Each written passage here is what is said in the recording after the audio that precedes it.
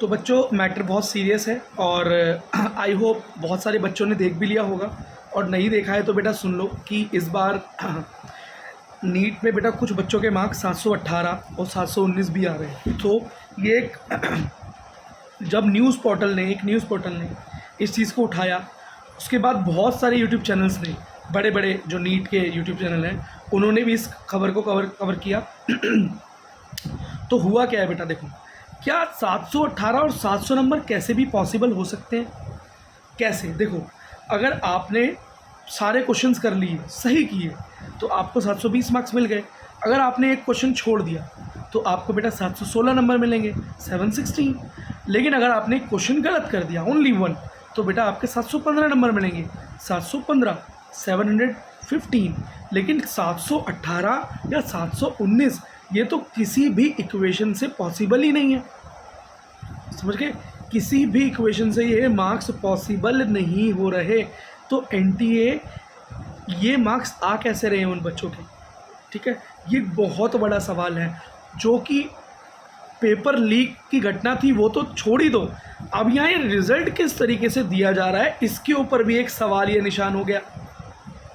दूसरी चीज़, यहाँ पर बेटा इस बार नीट या एनटीए ने अपने पीडीएफ रिलीज़ करने के बाद बेटा रिज़ल्ट के बाद ये बोला है कि वो जो रैंक्स डिसाइड करने वाले हैं इस बार, वो बेटा ये नहीं देखने वाले कि किसके कितने मार्क्स हैं, बिकॉज टाई ब्रेकर हो रहा है। मतलब बहुत सारे बच्चों के 720 नंबर आ रहे हैं, तो रैंक कैसे डिसाइड करेंगे?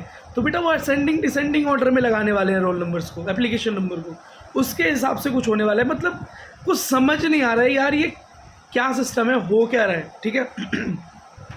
तो यहाँ पर गड़बड़ सिर्फ लीक के चक्कर में नहीं थी, जो इतनी कट ऑफ हाई हो गई, 40 नंबर प्लस चले गए, उसके साथ साथ यहाँ पर धांधली बेटा रिजल्ट्स में भी दिखाई दे रही है। तो क्या रिजल्ट्स को भी मैनिपुलेट किया गया है? We don't know. तो अब क्या हो सकता है? देखो, बहुत अलग अलग तरह की डिमांड हो रही है कि रीनीट करवा लीजिए, दोबारा से पेपर्स देखिए, या बच्चों के डेटा को पब्लिक कर दीजिए, जो टॉपर्स बच्चे हैं उनके डेटा को पब्लिक कीजिए, और बहुत अलग अलग तरह की डिमांड्स हैं। देखो, लेकिन बेटा हमारी लाइन क्या है? मैं इस चैनल पे उन बच्चों के लिए कंटेंट बनाता हूँ, मोस्टली सबके लिए बनाता हूँ वैसे तो, पर मोस्टली बेटा मैं पीडब्ल्यूडी बच्चों के लिए कंटेंट बनाता हूँ इस चैनल पर। मतलब वो बच्चे जो पहले से ही फिज़िकली चैलेंज है, पहले से ही वो अपनी लाइफ में बहुत चैलेंजेस को फेस कर रहे हैं, और बहुत सारी चीज़ों को फेस करते हुए उन्होंने अपनी स्टडी कंप्लीट की, देन नीट की तैयारी की और नीट का एग्ज़ाम दिया। वो बहुत स्ट्रगल से गुजर रहे हैं, अपने फिज़िकली भी, मेंटली भी, पारिवारिक भी और सामाजिक भी। अब अगर मैं उनकी तरफ से रिप्रेजेंटेशन लाऊं तो क्या होगा? देखो बेटा, एक पीडब्ल्यूडी बच्चा नीट में एग्ज़ाम देने के बाद सीधा डायरेक्ट काउंसलिंग में नहीं जाता, उसको पहले एनटीए सेंटर पर जाकर अपनी जो कि डिस्ट्रिक्ट लेवल से एक अच्छे अस्पताल से, एक अच्छे डॉक्टर से जिसने वो सर्टिफिकेट बनवाया था, उस सर्टिफिकेट को दोबारा से रीचेक करवाना पड़ता है। खुद जाकर दोबारा से फिज़िकली अपीयर होके दोबारा खुद को चेक करवाना पड़ता है कि वो एक पीडब्ल्यूडी कैंडिडेट है या नहीं, मतलब वो सच में डिसेबल है या नहीं। तो देखो, उसको ये प्रूफ करना पड़ता है जगह जगह बार बार कि वो एक डिसेबल पर्सन है, ठीक? तब जाके कहीं रिजर्वेशन मिलता है और काउंसलिंग में वो अपीयर होकर एडमिशन ले सकता है। बट एक नॉर्मल कैटेगरी का बच्चा जिसे रिजर्वेशन नहीं मिला, मैं मानता हूँ, लेकिन वो पढ़ाई के अलावा किसी दूसरे तरीके से अच्छे मार्क्स लाकर काउंसलिंग में अपीयर होगा और सीधा एक अच्छे कॉलेज में चला जाएगा। क्या वो एक डिज़र्विंग सीट की जगह नहीं बैठ गया? क्या उसकी वजह से रैंक्स के अंदर जो ये उछाल आया है, क्या उससे कई बच्चे जो सच में एमबीबीएस डिज़र्व करते हैं, क्या उनका सपना नहीं टूट जाएगा? क्या उनके पूरे साल की मेहनत या सालों साल की मेहनत, उनके सपने, उनके माँ बाप के सपने नहीं टूटेंगे? उनका जो पैसा, वक्त इन सब चीज़ों में लगा, क्या वो बर्बाद नहीं होगा? क्या इसके लिए क्या किया जाए? क्या इस पूरे प्रोसेस को रद्द कर दें? देखो, मैं इन सब चीज़ों के फेवर में नहीं हूँ। मैं तो सिर्फ एक चीज़ चाहता हूँ, सिर्फ एक चीज़, कि काउंसलिंग से पहले जैसे कि पीडब्ल्यूडी कैंडिडेट्स का एक रीवेरिफिकेशन होता है, कोई बात नहीं होता है तो आई एक्सेप्ट इट, लेकिन इसी तरीके का एक रीवेरिफिकेशन टॉपर्स का होना चाहिए। अब वो कुछ भी रैंक हो सकती है, आप माने कि टॉप 100 को ले लो, टॉप 100 को नहीं ले सकते तो आप ऐसे कर लें कि 650 या 650 एक बार बना लें, जिसके भी 650 या उससे ऊपर नंबर आ रहे हैं उन सब को दोबारा से एक सेंटर पर विज़िट करवाओ, या जैसे भी आप फैसिलिटी दे सकते हैं। जब इतना लेवल पे एग्ज़ाम करा सकते हैं तो वो भी कर सकते हैं, बुलाओ और उनके सामने अच्छे टीचर्स रखो, अच्छा पैनल रखो जो कि उनसे कुछ क्रॉस क्वेश्चंस करें। मुश्किल क्वेश्चंस नहीं, आसान क्वेश्चंस, वही क्वेश्चंस कर लें चाहे जो एग्ज़ाम में थे। अब बिल्कुल एग्जैक्ट सेम तो ना करें क्योंकि उनको रटे हुए हैं, लेकिन उन्हीं से रिलेटेड कुछ क्वेश्चंस पूछ लें या एनसीईआरटी से कुछ क्वेश्चंस पूछ लें, बहुत हार्ड नहीं, नॉर्मल बेसिक, ठीक। वहाँ पर जो बच्चा उस इंटरव्यू बोल लो, वाइवा बोल लो, वहाँ पर ये प्रूफ कर दे कि यस हाँ 650 लायक ये बच्चा है, इसीलिए इसके 650 आए हैं, तो कैसे तो आप 650 नहीं ला सकते। उसके बाद उस बच्चे को काउंसलिंग के लिए भेज दिया जाए।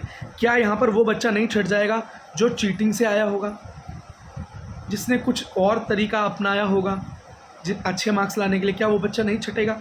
पर ये नहीं करेंगे, वो कमज़ोर बच्चों को ज़रूर दबाएंगे लेकिन उन्हें नहीं दबाएंगे। यहाँ पर एनटीए की पूरी साठ गांठ नज़र आ रही है। रिज़ल्ट्स के अंदर जो फंबल हो रहा है, रिज़ल्ट्स को जो इतनी जल्दी अफरा तफरी में अनाउंस किया गया, आंसर की के तुरंत बाद किया गया, उस दौरान किया गया जब लोकसभा चुनाव की सीटों की काउंटिंग हो रही थी और सारे के सारे न्यूज़ चैनल्स, पूरा मीडिया पूरी तरीके से चुनाव में लगा हुआ था और उसी के पीछे बैकग्राउंड में एनटीए ने अपना रिज़ल्ट अनाउंस कर दिया। तो ये एक सोचा समझा तरीका नज़र आया, ठीक है। इतनी क्या जल्दी थी और आज ही क्या ज़रूरत था, कोई प्रेस रिलीज़ भी नहीं दिया। तो भाई इन सब चीज़ों के देखो, मैं तो एक छोटा यूट्यूबर हूँ, छोटा सा अपना चैनल है, तो हमारा को कौन जवाब देने वाला है, कोई नहीं। बस एक सजेशन था मेरा, शायद फ्यूचर में कुछ सालों में आप सब बच्चों के सपोर्ट से एक चैनल बड़ा हो जाए।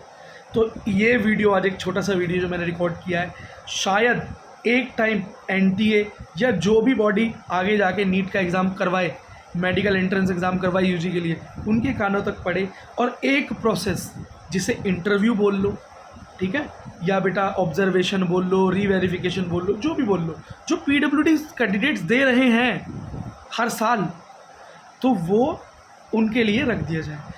कुछ नहीं करना, कोई कार्रवाई नहीं, कोई कोर्ट कचहरी नहीं, कोई डेट्स नहीं, कुछ नहीं, वो बच्चा उस सेंटर पर वहीं के वहीं छटकर बाहर आ जाएगा, ठीक। और इस चीज़ की पारदर्शिता दिखाने के लिए रिकॉर्डेड सेशंस लगा दें, सेशंस को रिकॉर्ड करके डाल दें, ताकि किसी को डाउट रहे ना कि वहाँ भी कोई चीटिंग तो नहीं हुई। इससे अच्छा तरीका नहीं हो सकता। चलो इसी के साथ मैं वीडियो को एंड करता हूँ। और इस बार जो नीट का रिज़ल्ट आया है वो बहुत डिसहार्टनिंग है। देखो, जिस बच्चे के अच्छे मार्क्स आए हैं बहुत अच्छा, लेकिन वो बच्चे जो 620 नंबर ला रहे थे, 630, और उनका समझ लो उनका एक तरीके से सपना साकार हो चुका था। उन्होंने अपने रिश्तेदारों में, अपने दोस्तों को, भाइयों को, पेरेंट्स को बता दिया था कि मुझे एक गवर्नमेंट सीट ज़रूर मिल जाएगी। लेकिन अब नीट के इस रिज़ल्ट के बाद 655 660 मार्क्स पर जाकर शायद कॉलेज मिलेगा एमबीबीएस। तो 620 वाला, 630 वाला भी अगर कॉलेज नहीं ले पाएगा तो कहाँ जा रहे हैं हम, ये कंपटीशन कहाँ जा रहे हैं। मतलब कोई हद होती है कि हम 720 से 720 ही लाएंगे या 719 से 718। अनफेयर है, बहुत अनफेयर है। अब पता नहीं कोई इसका संदर्भ लेगा नहीं लेगा। अभी सरकारें चेंज हो रही हैं, बहुत कुछ ऊपर नीचे हो चुका है, तो मुझे नहीं लगता कोई इस चीज़ पर ध्यान देने वाला है। और एनटीए ने बहुत बढ़िया अनस्टेबल टाइम चुना है, जब सारी भारत की सरकारें अनस्टेबल हैं, कहीं पर कोई भी सरकारी स्तर पर काम नहीं होगा, कोई सुनवाई नहीं हो पाएगी, मंत्रीगण चेंज हो चुके हैं, कोई सरकार अभी बनी नहीं है। तो वेल डन एनटीए, क्या काम किया है। चलो बच्चों, इसी के साथ इस वीडियो को मैं एंड करता हूँ। मिलते हैं अगली वीडियो में।